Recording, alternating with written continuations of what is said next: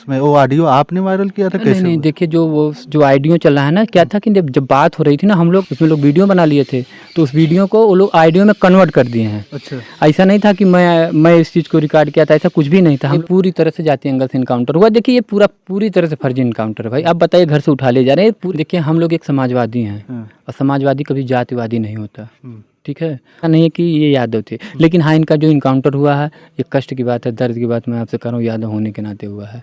साथियों नमस्कार, इस वक्त मेरी मौजूदगी है जौनपुर में, और जौनपुर की वो खबर जो इस समय काफ़ी चर्चा का विषय बनी हुई है। और हमारे साथ जो व्यक्ति दिख रहे हैं, ये समाजवादी कुटिया के संस्थापक और एडवोकेट ऋषि यादव हमारे साथ हैं, और ये भी इस जो खबर है इससे काफ़ी इनका जुड़ाव है। और इस समय मेरी मौजूदगी है मंगेश यादव के घर पे।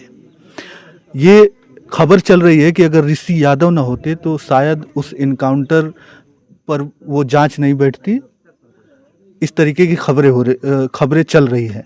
हमारे साथ ऋषि यादव हैं, और हम बात करेंगे कि आखिरकार क्या वाकया था और ये कब आए इस परिवार में, और इनका ऑडियो वो कैसे वायरल हुआ। और ये राष्ट्रीय अध्यक्ष से इनके परिवार के साथ बात करते हुए एक ऑडियो वायरल हो रहा है, और उसमें ऋषि यादव का नाम आ रहा है कि उस समय सबसे पहले ऋषि यादव इनके परिवार में पहुंचते हैं और तमाम सारी बातें करते हैं। ऋषि यादव जी, बहुत बहुत स्वागत है। आपका बहुत बहुत धन्यवाद। जैसा कि मुझे गांव के माध्यम से ही एक हमारे यहाँ से संबंधित लोग आना जाना लगा रहता है। एक भाई ने फ़ोन किया, कृष्णा भाई यहाँ के, तो उन्होंने कहा कि भैया ऐसी ऐसी घटना है, यहाँ पे आप आ जाइए। तो मुझे सूचना मिली। मैं प्रदेश उपाध्यक्ष समाजवादी पार्टी अधिवक्ता सभा में बनाया गया था, कार्यक्रम कई जगह था। उसके बाद मैं अपना दीवानी में गया। दीवानी से हम कुछ अपने अधिवक्ता साथियों के साथ हम तुरंत यहाँ पे आए। और जब यहाँ पे आए तो जब हम गांव में जाते हैं, तो जैसे क्या था कि इनके घर पे भी बहुत लोग नहीं थे, एक दो लोग, दो चार लोग इस तरह का, जिससे कि यहाँ पे माहौल एक क्रिएट हो गया था कि इनकाउंटर हो गया है। पहले पुलिस वाले आए थे, इतना भय लोगों के अंदर डाल दिए थे, इतना पुलिस वाले भय डाल दिए थे लोगों के अंदर कि जिससे लोग आने में कतराते थे। तो मैंने यहाँ पे आया, तो जो मंगेश जी हैं, जिनकी मृत्यु हुई है, मैंने उनके परिजन से मिले। उनकी छोटी बहन थी, उनसे बातचीत की, और मैंने उस चीज़ को जानकारी लिया।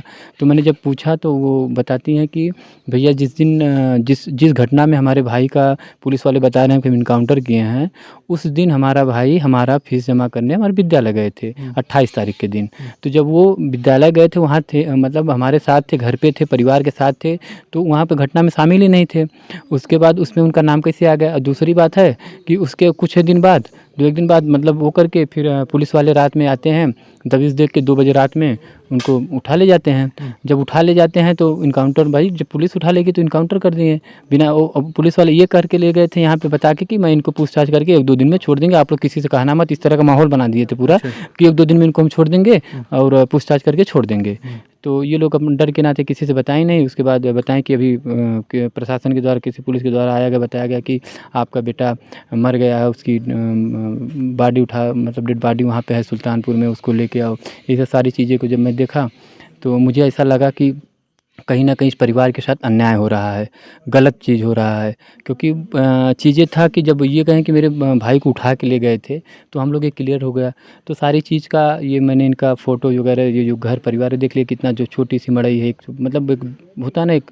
तो मैंने इस चीज़ को अपने राष्ट्रीय अध्यक्ष माननीय श्री अखिलेश यादव जी को अवगत कराया तुरंत। मैं पार्टी कार्यालय पे भी फ़ोन किया, मतलब जितना मुझसे हो सकती थी, जितनी मेरी ताकत थी, मैंने उस चीज़ को लगाया। फिर कुछ समय बाद फिर डेड बॉडी आती है। फिर प्रशासन वाले जल्दी करो 10-20 मिनट मतलब करके। तो इसमें सबसे बड़ा सवाल ये था कि जो इनके पिताजी थे मंगेश जी के, इनके पिताजी बाहर रहते हैं, गुजरात, अहमदाबाद थे। तो पता लगा कि भाई फ्लाइट से भी आते तब भी सुबह हो जाती है आने में उनको।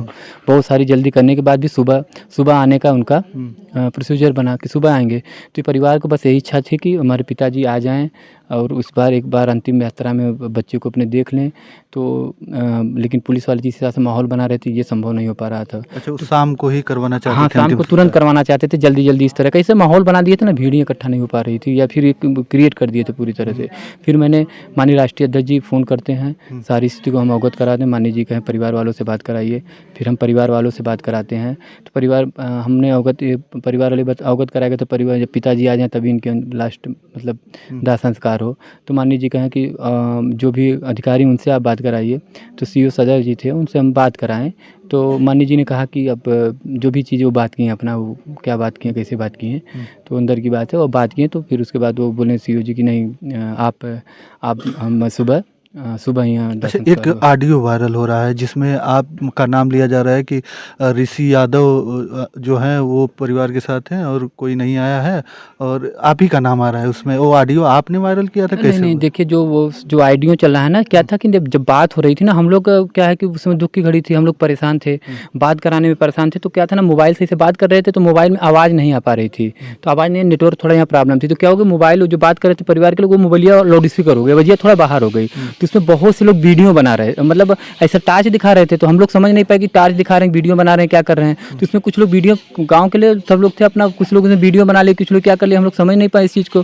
जब नेता पद जी आते हैं दोपहर के बाद, तो यहाँ पे धीरे धीरे चीज़ें फैल गई कि माननीय राष्ट्रीय अध्यक्ष परिवार वालों से बात किए थे। तो कहीं ना कहीं वो किसी से लोगों से कहने लगे, मतलब वो लोग की बात करनी है, मतलब बात किए तो कैसे, तो बात किए हैं तो कुछ होगा उसका। तो किसी कहीं गाँव के माध्यम, किसी माध्यम से न्यूज़ वाले पा गए उस चीज़ को। वो वीडियो, जैसे वीडियो नहीं बात करते, उस चीज़ का वो हो गया था। तो अंधेरा था, उसमें लोग वीडियो बना लिए थे। तो उस वीडियो को वो लोग ऑडियो में कन्वर्ट कर दिए हैं। अच्छा, ऐसा नहीं था कि मैं इस चीज़ को रिकॉर्ड किया था, ऐसा कुछ भी नहीं था। हम लोग दुःख की घड़ी में थे, हमें थोड़ी नहीं था कि हम इस चीज़ को अच्छा, करेंगे। मतलब वो मोबाइल से रिकॉर्डेड, आपके मोबाइल से रिकॉर्ड नहीं हुआ वो था, मेरे वो मोबाइल से कोई कुछ नहीं, वीडियो बनाया हाँ, था। कोई वीडियो उसमें बना लिया, उस वीडियो को लोग ऑडियो में कन्वर्ट कर दिए। न्यूज़ वाले अपना उस तरह अपना टीआरपी, मतलब जो भी था वो चलाने लगे उस चीज़ को। फिर बाद में मुझे पता चला, फिर जब मुझे उस चीज़ वीडियो वायरल हो गया, तो हम भी किसी तरह हमारे पास भी वीडियो आया, तो फिर वो वीडियो चलने लगा। और ऐसा कुछ नहीं था कि हम अपने मोबाइल में रिकॉर्डिंग किए थे, सारी चीज़ किए थे, क्योंकि माननीय जी काफ़ी समय तक बात किए थे रिकॉर्डिंग। नहीं, तो ये खबर भी तो चल रही है कि अगर ऋषि यादव नहीं होते तो इस फर्जी एनकाउंटर का जो है पर्दाफाश नहीं होता। नहीं, ऋषि यादव नहीं होते तो नहीं, माननीय राष्ट्रीय अध्यक्ष जी का अगर फ़ोन नहीं आता, माननीय राष्ट्रीय अध्यक्ष जी परिवार वालों से बात नहीं करते, तब ये नहीं संभव हो पाता था। मैं तो एक पार्टी का छोटा सा कार्यकर्ता हूँ। मेरी पूरी पार्टी, जिला पार्टी से लेके राष्ट्रीय पार्टी पूरे लगातार वॉच कर रही थी इस मैटर को।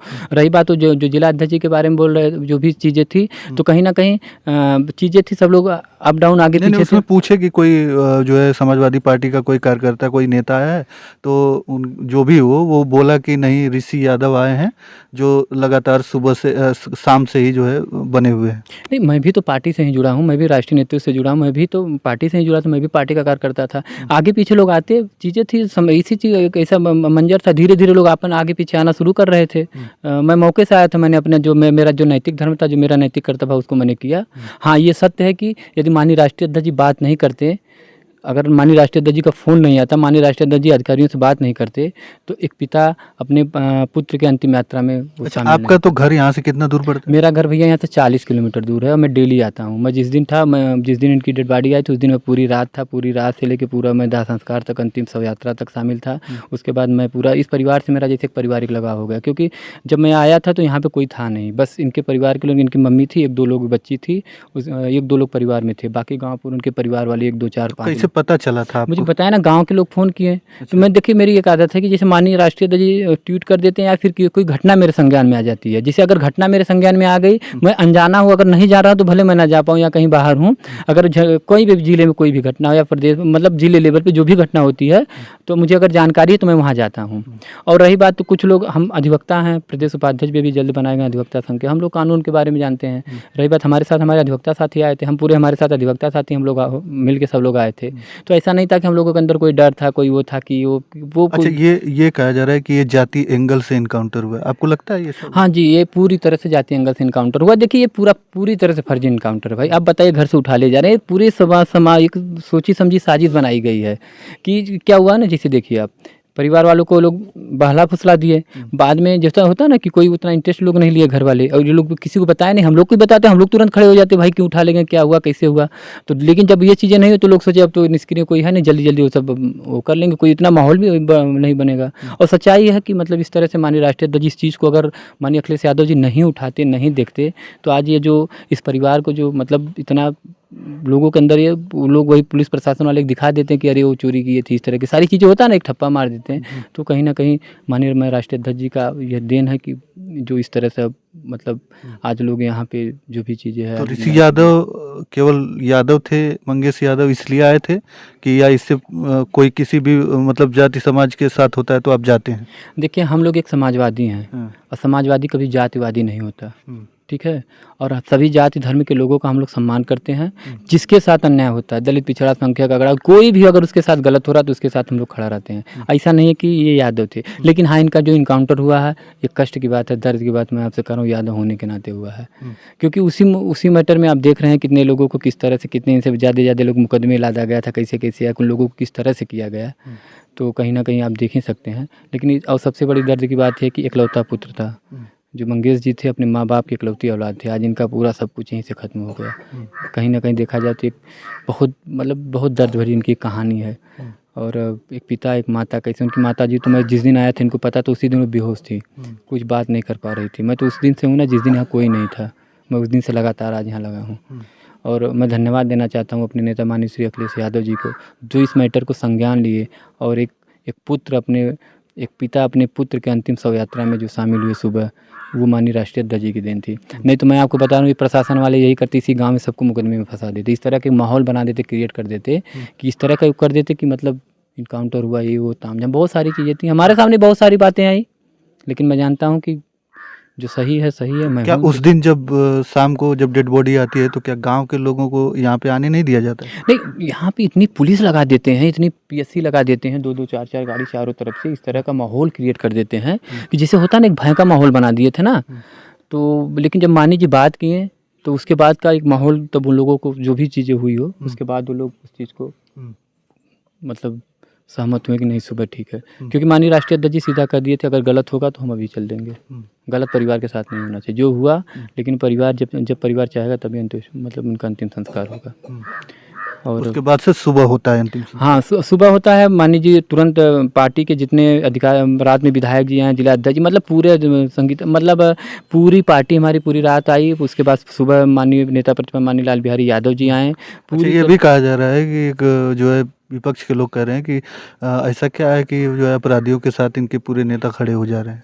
जैसा कि ऐसा क्या है कि अपराधियों के साथ नेता के खड़े होने की बात नहीं, उनको इतना गलत काम किए हैं, ये आगे आप देखेंगे सामने धीरे। अभी हम यहीं पे कृष्णा यादव पुजारी जी की हत्या हुई थी, अभी देखिए वो लोग जेल में गए हैं, जो लोग किए थे उससे फेक इनकाउंटर किए थे जेल में, मतलब जिस तरह से डेथ हो गई थी वो लोग जेल गए हैं। और मैं बताता हूँ ये लोग भी जाएंगे, थोड़ा समय लगेगा, वक्त लगेगा, लेकिन समय लगेगा। वो लोग गलत किए हैं, उनका गलत का परिणाम मिलेगा, लेकिन थोड़ा वक्त लगेगा।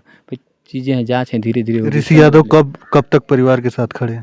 ऋषि यादव आजीवन परिवार के साथ खड़े हैं। ऋषि यादव आजीवन परिवार के साथ खड़े हैं। आप हमारे बारे में जान सकते हैं, पूरे कोविड काल से मैं समाजवादी कुटिया चलाता हूं, गरीब बच्चों को निःशुल्क शिक्षा के साथ पौष्टिक आहार देता हूं।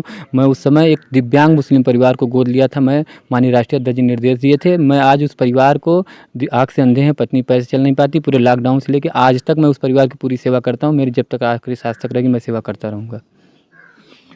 चलिए, तमाम सारी बातें इन्होंने कही। हमारे साथ समाजवादी कुटिया के संस्थापक ऋषि यादव, एडवोकेट ऋषि यादव थे, और ये लगातार मंगेश यादव के परिवार के साथ उस समय से खड़े हैं जब इनकी जो डेड बॉडी थी, प्रशासन कह रही थी कि शाम को इसे जला दिया जाए, लेकिन उनके पिताजी जो गुजरात रहते हैं वो नहीं आए थे, तो इनका मानना था कि उनके पिताजी के सामने जो है उनके बेटे की लाश जलाई जाए। तो इसके बाद से ये तमाम जो है बातें किए। राष्ट्रीय अध्यक्ष जो समाजवादी पार्टी के राष्ट्रीय अध्यक्ष हैं अखिलेश यादव जी से इन्होंने बात किया, और वो ऑडियो जो है, वीडियो हालांकि किसी ने बनाया था, इनका कहना है कि उसका लोग ऑडियो बना के वो चला रहे हैं, तमाम सारे न्यूज़ पे चल रहे हैं, और ये साथ में थे। और वैसा ही हुआ, सुबह उनका अंतिम संस्कार हुआ। इसके बाद से लगातार ये परिवार के साथ खड़े हैं। तो चलिए, आप लोग अपनी राय कमेंट में हमें ज़रूर बताइएगा। धन्यवाद।